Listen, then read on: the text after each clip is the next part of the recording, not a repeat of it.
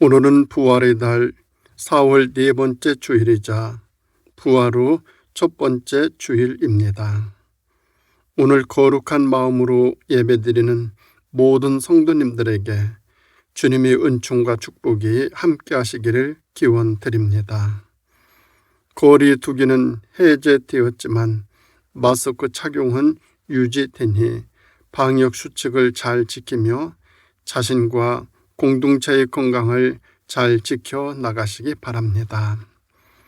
그리고 병상에서 치료받는 모든 분들의 쾌유와 코로나 퇴치를 위해 수고하시는 분들을 위하여 기도해 주시기 바랍니다. 부활절 후 첫 주간을 보내면서 예수님의 부활을 묵상하며 믿음을 키우고 삶을 성숙시켜 주님을 기쁘시게 해드리고 부활의 새 소망을 이루어 나가시기 바랍니다. 오늘 우리에게 주시는 하나님의 말씀은 마태복음 28장 5절에서 10절에 있는 말씀입니다. 천사가 여자들에게 말하여 이르되 너희는 무서워하지 말라. 십자가에 못 박히신 예수를 너희가 찾는 줄을 내가 아노라. 그가 여기 계시지 않고 그가 말씀하시는 대로 살아나셨느니라. 와서 그가 누우셨던 곳을 보라. 또 빨리 가서 그의 제자들에게 이르되 그가 죽은 자 가운데서 살아나셨고 너희보다 먼저 갈릴리로 가시나니 거기서 너희가 배우리라 하라.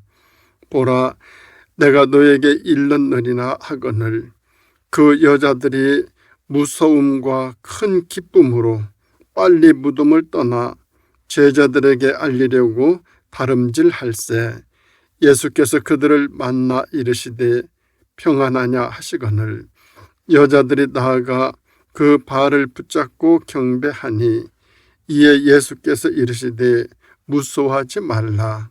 가서 내 형제들에게 갈릴리로 가라 하라.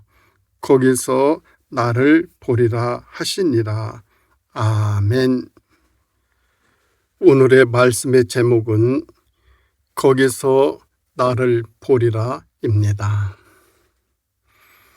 예수님의 부활은 인류사에 남긴 엄연한 역사적 사실로 하나의 사건으로 끝나지 않고 이 세상에 많은 변화를 가져다 주었습니다. 그 가운데 가장 큰 변화는 죽음에 대한 개념을 완전히 바꾸어 놓았다는 점입니다. 죽음이라면 언뜻 떠오르는 생각이 마지막 이별, 저주, 무서움, 끝이라는 것입니다. 죽음이 있는 곳에는 탄식이 있고 비탄이 있고 눈물이 있습니다. 죽음은 그만큼 절망을 가져다 줍니다. 그러나 예수님이 부활하신 후에는 죽음이 소망으로, 은혜로, 축복으로 변했습니다. 예수님 부활 이후 죽음은 무조건 저주가 아니라 어떤 의미에서 상당한 축복이고 은총이 되었습니다. 신앙에서 살다가 신앙 안에서 종말을 맞는 사람들의 모습을 보면 그 모습이 얼마나 진지하고 평안한지 모릅니다. 그것은 예수님이 우리에게 부활의 길을 보여주셨기 때문이고 예수 부활이 우리에게 준 그 믿음에서 나오는 은혜 때문입니다. 그러므로 부활은 참으로 엄청난 변화라 할 수 있고 그것이 예수 부활 이후 신앙인들이 갖는 죽음관이기도 합니다. 그리고 예수님의 부활은 우리의 미래와 종말에 대해 큰 기대를 가지게 했으며 생각을 바꾸게 만들었습니다. 그것이 예수 부활 이후에 주어진 생각의 변화입니다. 하지만 부활은 그렇게 쉽게 주어지는 것이 아닙니다. 예수님이 부활하시기까지에는 우여곡절이 많이 있습니다. 첫째는 말할 수 없는 고초가 있었습니다. 예수님이 부활하시기까지의 과정을 보면 참으로 눈물겨운 고난이 있었고 연단이 있었습니다. 부활은 그런 고난을 거쳐 주어졌습니다. 부활은 신앙의 꽃이라 했는데, 그런데 그 꽃이 그냥 쉽게 피고 만들어질 리가 없습니다. 한 송이가 피는 데는 나름대로 그만한 진통이 수반이 되어집니다. 사람들은 그 꽃을 보고 아름답다고 말하지만 그 꽃을 피우기까지 얼마나 힘이 들었겠습니까? 우선 한 송이 꽃이 피려면 추운 겨울을 지내야 합니다. 엄청나게 추운 혹한과 눈과 비바람을 이겨내야 합니다. 그리고 꽃이 피려면 닥쳐오는 꽃샘 추위도 겪어야 합니다. 그래야 한 송이의 꽃이 피어납니다. 한 송이의 꽃이 피는데도 이 같은 혹독한 과정을 거쳐야만 합니다. 하물며 예수님의 부활이 저절로 주어졌겠습니까?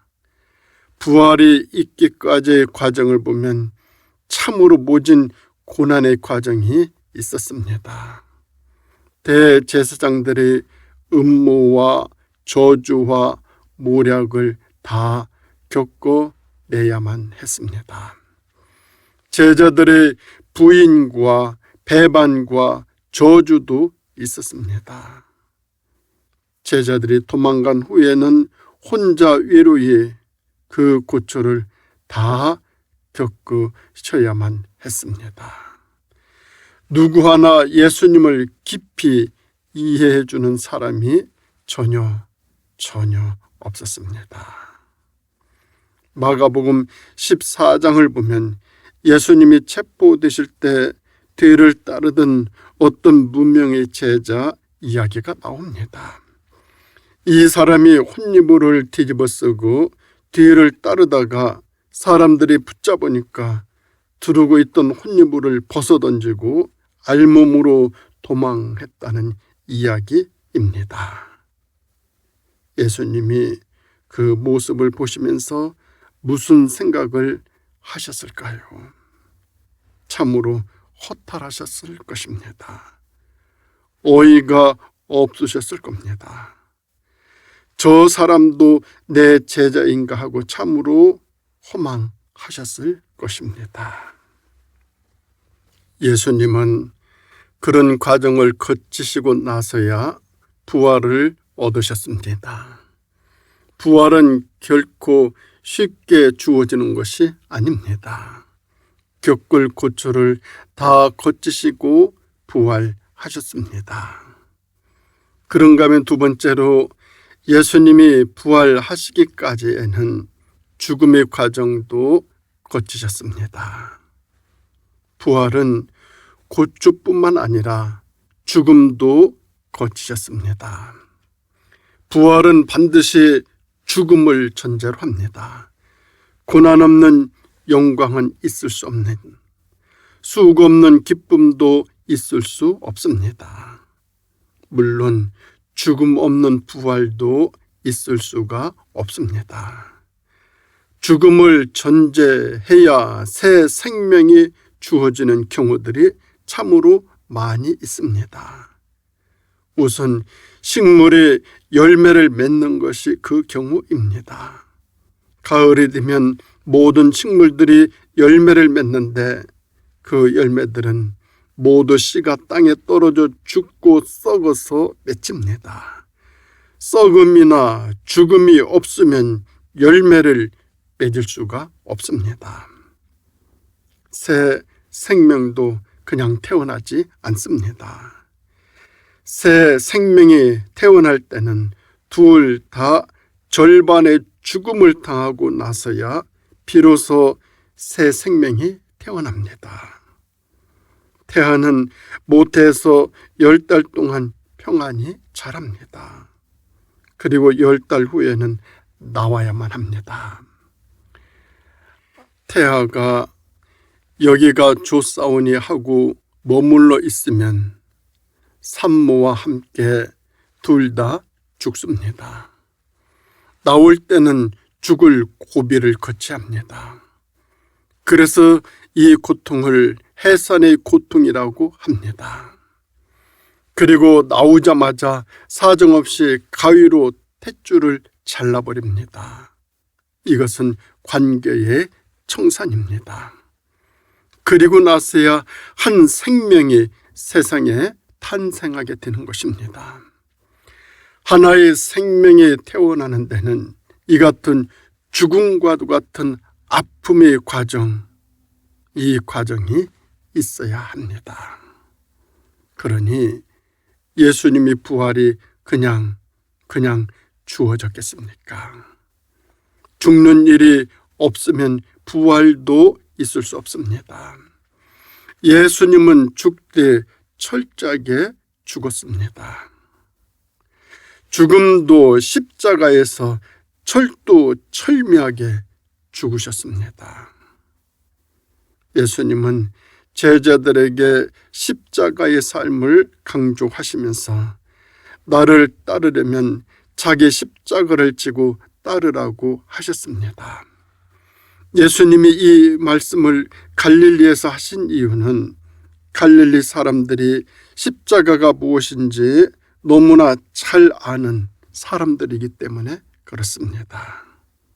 역사가 요세푸스에 의하면 갈릴리 지역에서 유다라는 사람이 로마에 반대해서 폭동을 일으킵니다. 당시 로마가 가장 싫어하는 것이 폭동이었습니다.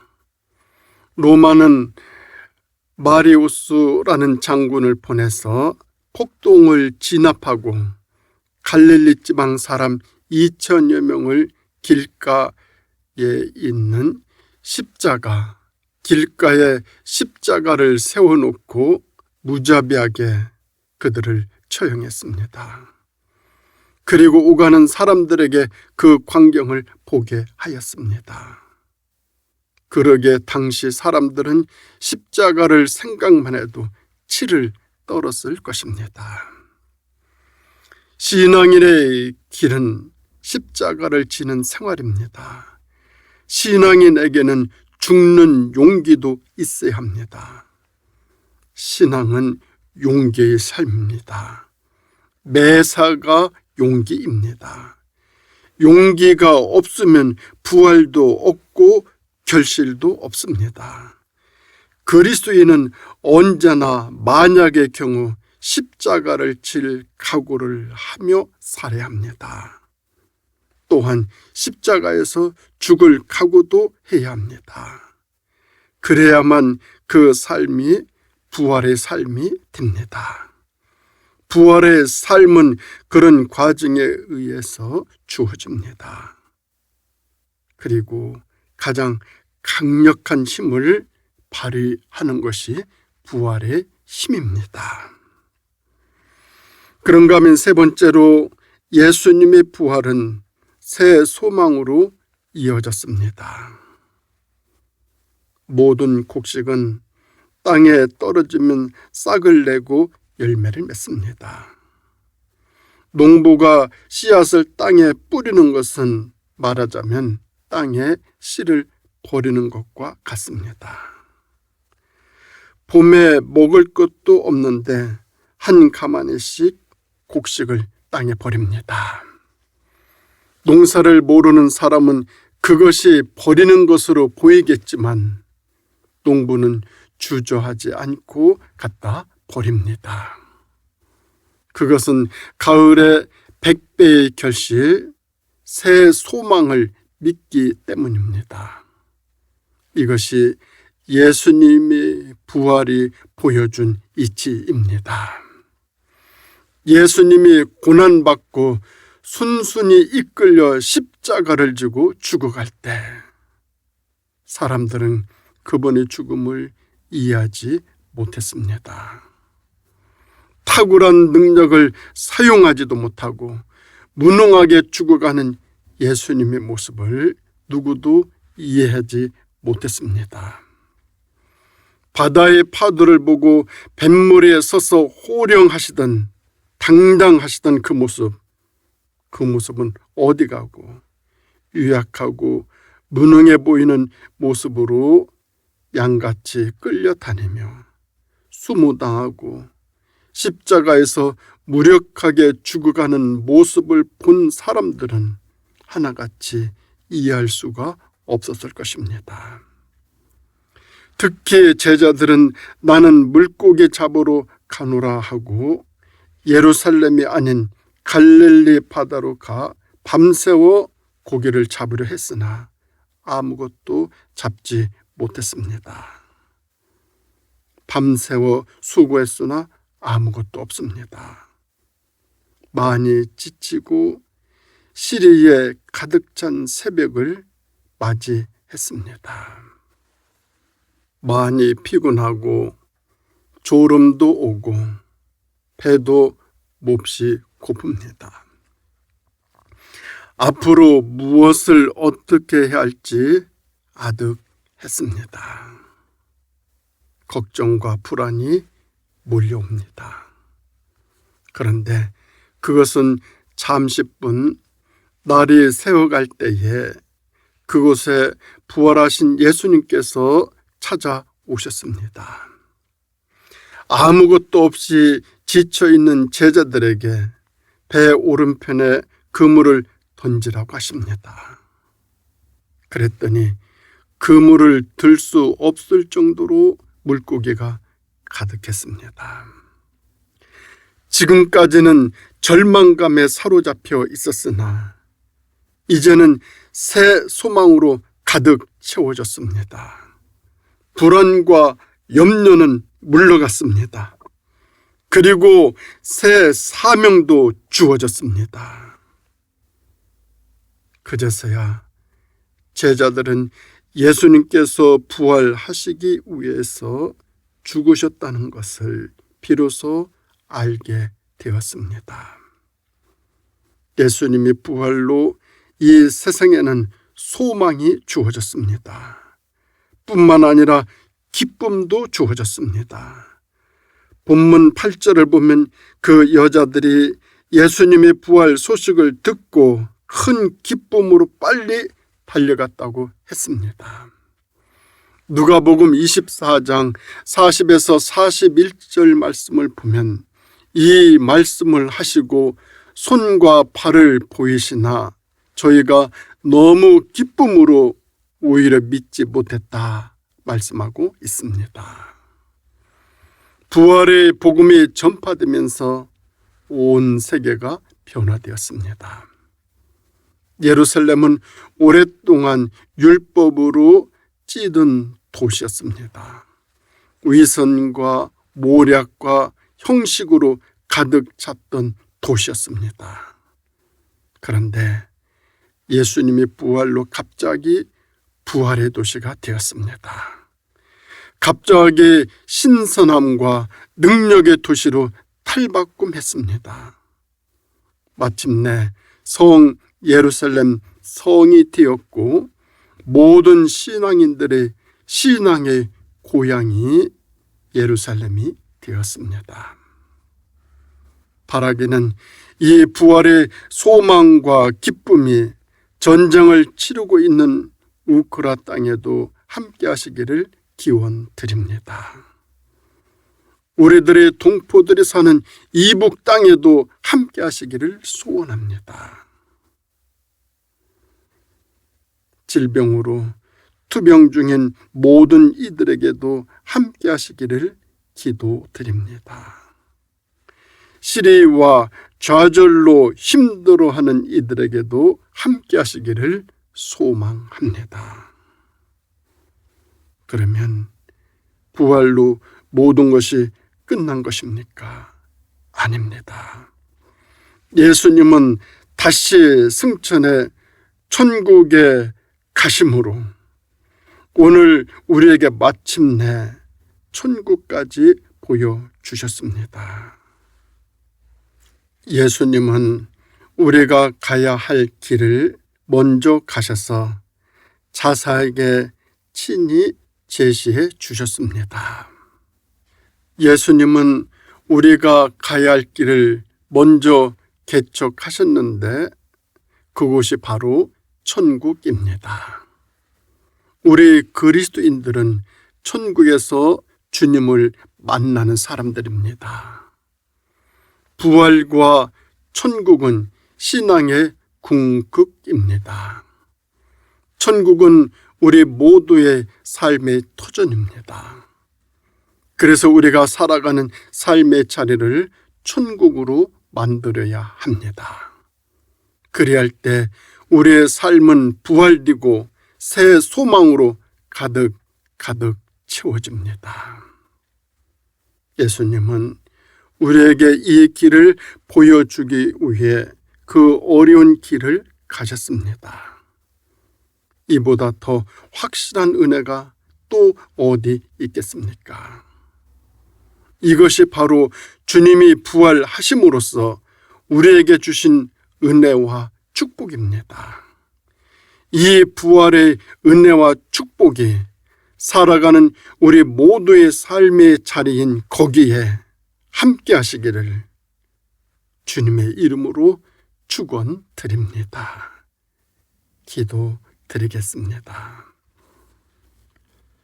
사랑의 하나님 아버지,